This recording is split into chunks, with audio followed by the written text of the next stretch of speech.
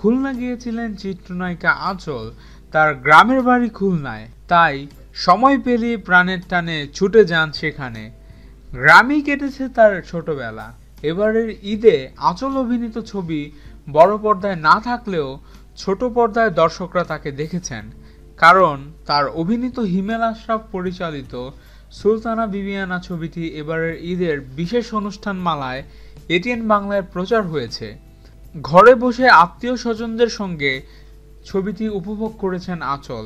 এ প্রসঙ্গে তিনি আমাদেরকে জানান, এবারে ঈদ নিজের অভিনীত ছবি বড় পর্দায় না থাকলেও ছোট পর্দায় দর্শকরা অনেকে দেখেছেন। ছবিটি প্রচারের পর অনেকের কাছ থেকে প্রশংসা পেয়েছি। আমি নিজেও বন্ধু ও আত্মীয়দের নিয়ে একসঙ্গে মজা করে দেখেছি ছবিটি। এবছর এটি আমার অভিনীত সর্বশেষ মুক্তিপ্রাপ্ত ছবি। এ ছবিতে আমার বিপরীতে অভিনয় করেছেন বাপ্পি। ছবির গল্প, লোকেশন ও গান অনেকেই পছন্দ করেছে।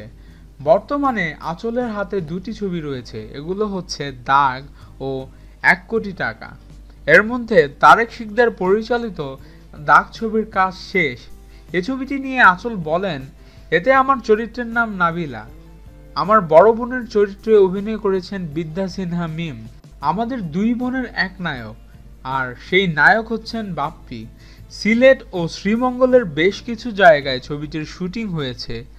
কয়েকদিন পর সিনেমাটির ডাবিং হবে। আশা করি ছবিটি খুব দ্রুত মুক্তি পাবে। এছাড়া আমি অভিনেতা ডিপজল ভাইয়ের বিপরীতে ছোটকু আহমেদ পরিচালিত 1 কোটি টাকা ছবির কাজও করেছি। গত ঈদের আগে সাভার ও উত্তরায় এ ছবির বেশ কিছু অংশের কাজ হয়েছে।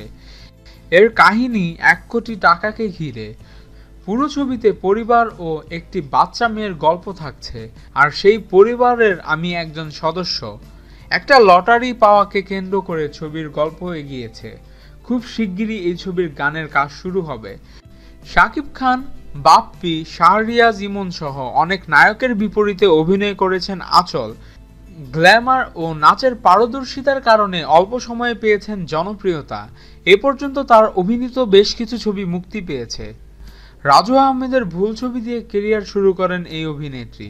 এরপর তার অভিনীত ছবিগুলোর মধ্যে রয়েছে বেইলি রোড, স্বপ্ন যে তুমি, জটিল প্রেম, কিস্তিমাত, কি প্রেম দেখাইলা, প্রেম প্রেম পাগলামি, ফাঁদ, আজব প্রেম, এপার ওপার, মেন্টাল, আড়াল ইত্যাদি। হাতে থাকা ছবির পাশাপাশি নতুন ছবির বিষয়ে কথা হচ্ছে আঁচলের সাথে, তবে তা এখনো চূড়ান্ত হয়নি।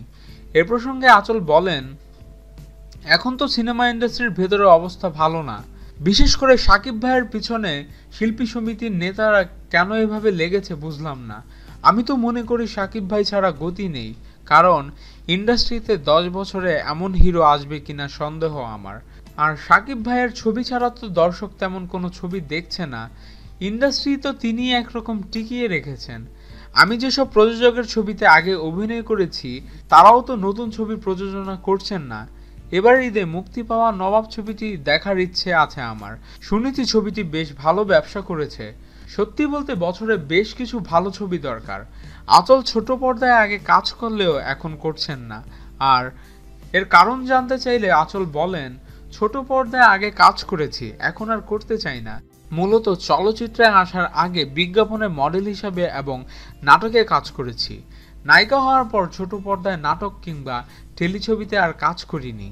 আমি আসলে বড় পর্দায় কাজ নিয়েই থাকতে চাই।